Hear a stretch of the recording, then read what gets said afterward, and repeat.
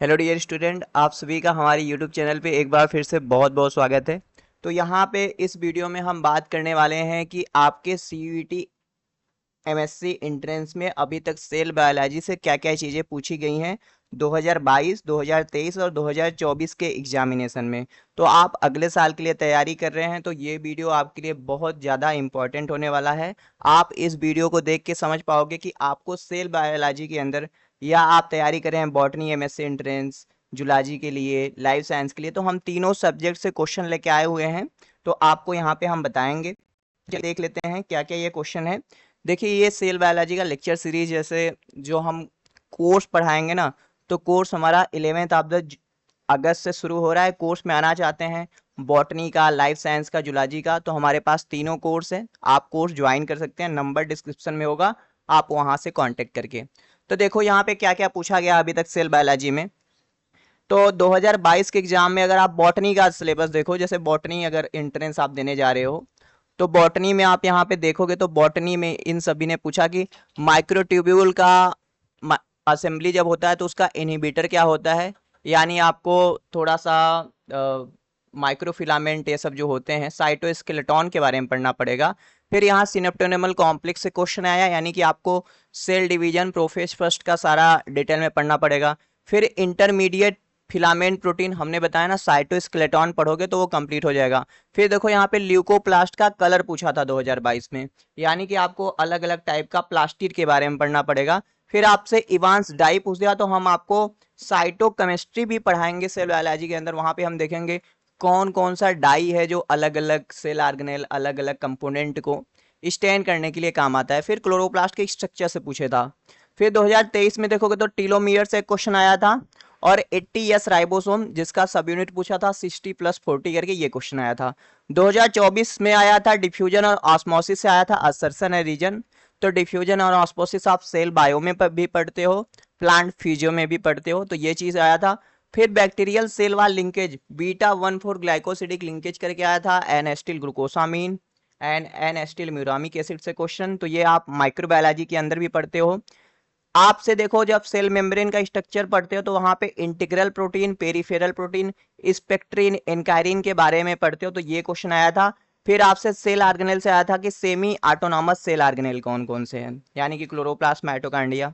ठीक है, अब देखो इतना चीजें आया हमारा बॉटनी में। अगर हम देखें जुलॉजी में क्या क्या पूछा आया है कि तो प्रोटीन जो बनता है, प्रोटीन को बाहर सिक्रीट करना होता है तो कौन सा पाथवे लेता है। देखो यहाँ पे स्टैनिंग सडाई आया, यानी कि अगर आप सुडान ब्लैक का कहाँ पे यूज करते हो, क्यूटी न्यूट्रिन को ऐसे।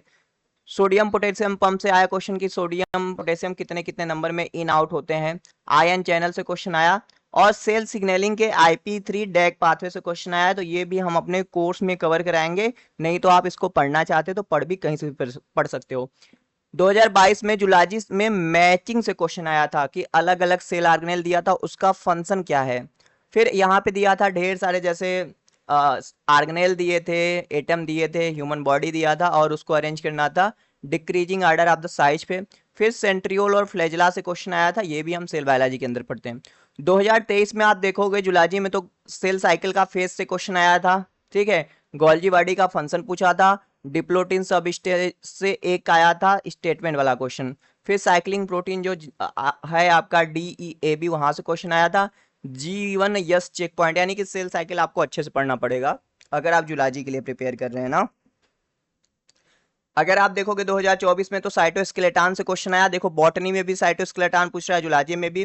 फिर मेम्ब्रेन ट्रांसपोर्ट से क्वेश्चन आया हुआ है, एक्टिव और पॉजिटिव ट्रांसपोर्ट हम पढ़ेंगे, एंटीपोर्टर, सीम पोर्टर पढ़ेंगे। फिर सेल साइकिल के प्रोटीन से क्वेश्चन आया है। फिर यहाँ देखो एन लिंक्ड ग्लाइकोसाइलेशन से क्वेश्चन आया, नहीं कि आप गोल्जी कॉम्प्लेक्स के फंक्शन पढ़ते तो वहां पे आ जाता है।